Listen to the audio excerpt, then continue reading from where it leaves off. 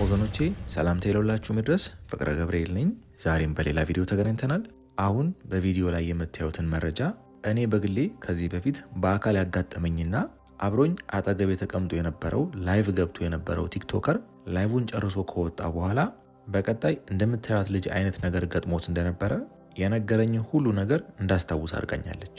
በዚህ አጋጣሚ ዋናውን ቪዲዮ ከማየታችሁ በፊት እንደዚህ አይነት የረቀቁ የመናፍስት ጥቃቶች የለም ብላችሁ እንዳታስቡ። ዛሬ እርኩሳን መናፍስት ይባሉ እንጂ በአንድ ወቅት ቅዱሳን መላእክት እንደነበሩ አትርሱ። አይበሉም፣ አይጠጡም፣ አይተኙም፣ አያርፉም። እነዚህ አካላት ሁልጊዜም ስራቸው እኛ ነን። እኛን ማሰናከል፣ በእኛ ህይወት ውስጥ መግባት፣ ህይወታችንን፣ እድላችንን፣ ተስፋችንን፣ ስራችንን፣ ኑሯችንን ለማጨለም የሚታገሉ ናቸው።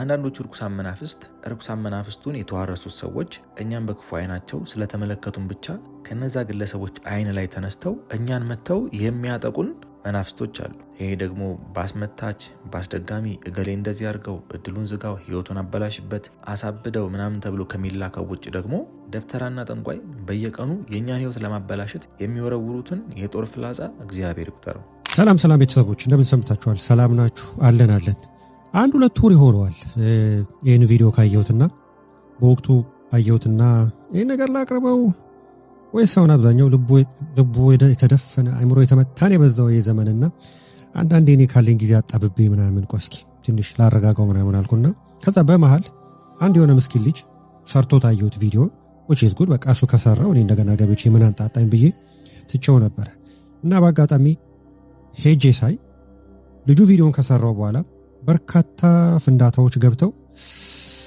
እግዚአብሔር ይሁን ብቻ በጣም ከባድ ነው። ግን ወጣቶች በእውነት ነው የምላችሁ የቴክኖሎጂው መምጣት አንዳንድ ነገሮች የሚያስደስት ቢሆንም በዛው ልክ ግን ድራሻችሁ ነው የጠፋው።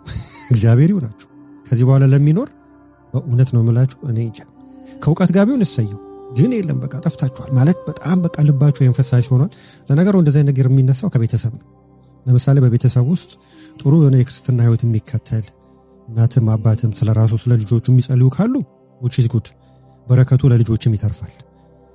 ከእናት ከአባት ጀምሮ በመንፈሳዊ ህይወት የተዳከመ ሰው ግን ከሆነ በጣም ከባድ ነው። ልቦናቸውን ልጆቻቸውን ይዞ ገደል ለመግባት ይመቸዋል። አጅሬ እኔ ወደ ፖይንት ስመጣ ምንድነው ልጁ ቪዲዮ ከሰራ በኋላ ቪዲዮ ምንድነው ሳራና ላይላ የሚባሉ አይታችሁት እንደሆነ በሆነ አጋጣሚ ላይቭ ቁጭ ብሎ እያወሩ በሆነ አጋጣሚ መጥቶ እሷን አንደኛዋን ልጅ መንፈስ ይዋረሳታል እና እዛው ላይቭ እንደሆነች ነውና እጇ እንደዚህ ተቆልሙሞ ሌላ ምን ቃል ሰማው?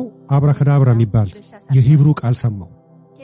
ከዛ ይሄ ነገር ምክንያቱም ያው አንዳንዱ ዝም ብሎ ፍራንክ ለማድረግ ያው ለመታወቅ የምትጋጋጡበት ዘመን አይደለም፣ የሆነ ነገር ለማድረግ ፈልጋ ነው ብዬ ነበር። ከዛ አትራይ ቱ ኢንቨስቲጌት አጠቃላይ ነገሩን እና እዛ ላይ የማያቸው ምልክቶች ጄኒውን ሆኑብኝ። ምክንያቱም ልክ ልጅቷ መንፈሱ ከተዋረሳት በኋላ እጇ እንደዚህ ተቆለመመ። ይሄ ነገር ብዙ ጊዜ ጸበል ቦታ ይዋለው በተለይ እንዲህ ብሎ የሚቆለመም ከሆነ 666 ለመስራት የሚሞክር ምናምን ሲሆን እና ልጅቷ ያወራች ጓደኛዋ ነው በአጋጣሚ እየታየች ነው። እዚህ ቪዲዮ ላይ ስታዩ ልጅቷ እያየች ነው። አይኗ እየተጎለጎለ እየወፈረ ይመጣል ስታዩ አይኗ። ሶ አጠቃላይ ሁኔታውን አየውና አይ ነገር ጄኒውን ነው አልኩኝ። ሶ I was waiting like 2 months ምናምን እቺ ልጅ ብዙ ጊዜ የሆነ ነገር ፕራንክ ቢሆን የዛኔ እኮ እንደዚህ ያረኩት እኔ ነኝ ብላ ተመልሳ ትመጣል ነበር። በቃ ጠፋች አልመጣችም ልጅቷ በዛው ቀርታለች። ሶ የጉዳዩን እውነተኛነት አረጋገጥኩ ማለት ነው። አሁን ይሄን እዚህ ጋር ያዙልኝ። አሁን እንግዲህ ዛሬ እዚህ ጋር መጥቼ የምሰራው ነገር በምክንያት ነው። ከዛ አንድ ልጅ ሰርቶት ኮሜንት ሳይ ልጁ በወቅቱ በአጋጣሚ ሲናገር ብዙ ጊዜ ስልካችሁ ላይ ጊዜ የምትወስዱ ሰዎች ምናምን ስላለ ትንሽ ሚስሊዲንግ ተፈጠረና እንኳን ዘንቦብሽ ምናምን ጤዛነሽ እንደሚባለው የዘንድሮ ጀነሬሽን ድሮም የተመታ ነው የሆነ ነገር። አሁን ኮሜንት ምን አየው ምን ከስልካችን ጋር ብዙ ጊዜ በማሳለፋችን ምን ችግር አለው? ምን አገናኘው? አሁን ልምጣ። ለዛ ነው አሁን ቪዲዮ ለመስራት የመጣሁት። ምን መሰላችሁ?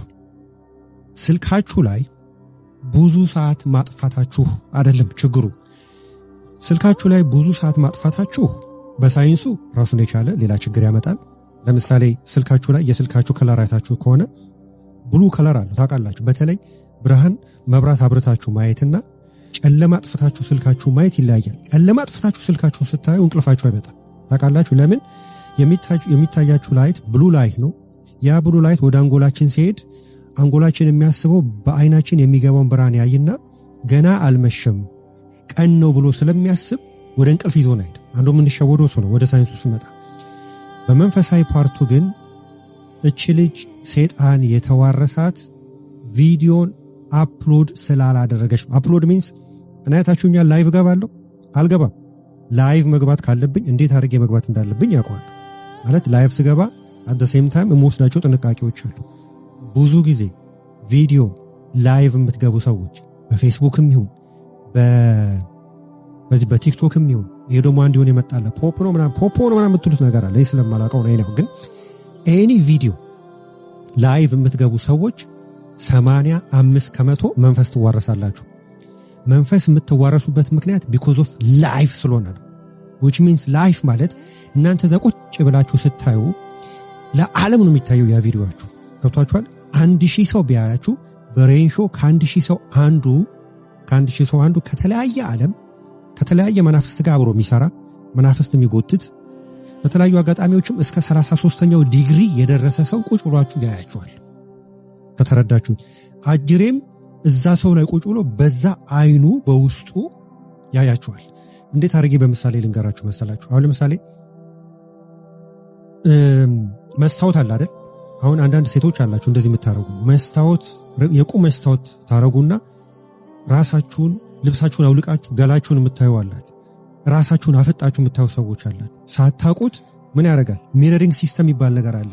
ውስጣችሁ ሆኖ በውስጡ ሆኖ የእናንተን ገላ በአይናችሁ ሆኖ በመስታወት ውስጥ ያያል ማለት ነው። ስለዚህ አሁን አንዳንዴ ምንድነው ሰውነት የሚያሳክከኝ ምንድነው ማዲያት ምናምን ትላላችሁ። መስታወት ላይ ጊዜያችሁ የምታጠፉ ሰዎች ራሳችሁ መርምሩ። it's the same thing ላይቭ ቪዲዮ ስታዩ በዛ ላይቭ ስለሆናችሁ ብቻ በዛ ሰዓት የት እንዳላችሁ ማወቅ ይችላል። አጅሬ ገብቷችኋል? እግዚአብሔር ሲፈጥረው በእውቀት ደረጃ የገለጸለትና ያልገለጸለት ነገር አለ። at the same time ግን ቴክኖሎጂውን ሲጠቀም አሁን ለምሳሌ እኔን ቪዲዮ ሰርቼ ጫንኩት አይደል? ለምሳሌ እኔን ስጭነው የሆነ ቦታ ብዙ ጊዜ እንደዛ ነው ማድረግ። አሁን ለምሳሌ እኔ የለውም እዛ ቦታ በዛ ሰዓት የለውም ሄጃለሁ። ገብቷችኋል አይደል? ሄጃለሁ። ስለዚህ የምታዩት ቅጂውን ወይንም ከቲክቶክ ሰርቨር ላይ ነው የምታዩት እንጂ ላይቭ አይደለም። ተረዳችሁኝ? ላይቭ ቁጭ ብላችሁ ኤኒ የቪዲዮ ፕላትፎርም ላይቭ ቁጭ ብላችሁ ስታዩ አጅሬ ኤግዛክትሊ በዛ ሰዓት የት እንዳላችሁ ማወቅ ይችላል። if you understand what I'm saying። አሁን ችግሩ እዚህ ጋር የልቦና መደፈን። ተረዳችሁኝ? በዛ ሰዓት መጥቶ መዋረስ ይችላል። እሺ ለምሳሌ አንዳንድ ሰዎች የሚያውቁ ሰዎች ምን ያደርጋሉ? ላይቭ ሲገቡ ከጀርባቸው ስዕል አድን ያደርጋሉ። የራስ ጉዳይ ብታምንም ባታምንም እኔ እንደ ኦርቶዶክስ ተዋሕዶ ቤተክርስቲያን እምነት ተከታይ አምናለሁ ያድናልም እንደዚህ ነገር እንደሚያድነኝም አውቃለሁ። የሰባውት ብሊፍ የእምነት ጉዳይ ነው። ገብቷችኋል? ላይቭ የምትገቡ ሰዎች ሌላ የሚበሻቀጥ ነገር እስካላደረጋችሁ ድረስ ስለ አድኑ በአባቶች የተባረከ አርጋችሁ ያው አንዴ ዕዳ ገብተናል ገብታችሁ ተገተሩ ነው አያገባኝም። ግን ስለ አድኑ አርጉ። አንዱ መከላከያ መንገድ እሱ ነው። ለምን መጥቶ ቁጭ ብሎ እናንተን አይደለም የሚፈራው ሲያይ እዛ ጋር ምስሉን ላለማየት ሲል እናንተን አተኩሮ አያችሁ። አተኩሮ አየ ማለት ላይቭ ስለሆነ ይጎነስሩ ኔትወርክ የት እንዳላችሁ ማወቅ ይችላል። ከተረዳችሁኝ? አንድ ሰው ቪዲዮ አፕሎድ አድርጎ ወጣ ማለት እኔም በዚህ ሰዓት ይሄን ቪዲዮ ጭኜ ወጣው እንጂ እዚህ ቦታ አታገኙኝም የለው። ከተረዳችሁኝ? ልክ እንደዛ ሁሉ the same thing ቪዲዮ ላይቭ የምትገቡ ሰዎች ራሳችሁ መርምሩ። የባህሪ ለውጥ አምጥታችኋል። በፊት ቪዲዮ ላይቭ ከመግባታችሁ በፊት ያለመዳችሁት አመል አሁን ጀምራችኋል። እናንተ ታውቃላችሁ ምን እንደምትሰሩ። ብቻ ባህሪያችሁን ገምቱት ቢፎር እና አፍተር ብላችሁ። ሄዴክ፣ ራስ ምታት፣ መጨናነቅ፣ ልባችሁ ዝም ብሎ መምታት፣ በምንም ምክንያት በሌለው ነገር መጨነቅ፣ ስትረስፉል መሆን ምናምን ነገር ያመጣባችኋል። ትጨናነቃላችሁ፣ ትቃዣላችሁ።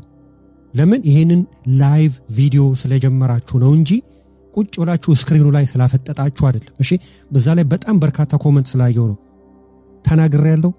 ከዚህ በኋላ እንዳልኳችሁ ነው። ጫው ለራስ ስትል ጣፍት አለበለዚያ ድንጋይ ነው ብለው ይጥሏል። አንድ ችን ያዙልኝ። ሁለት ደግሞ ካልገባችሁ ሲገባላችሁ ይገባችኋል። መልካም ጊዜ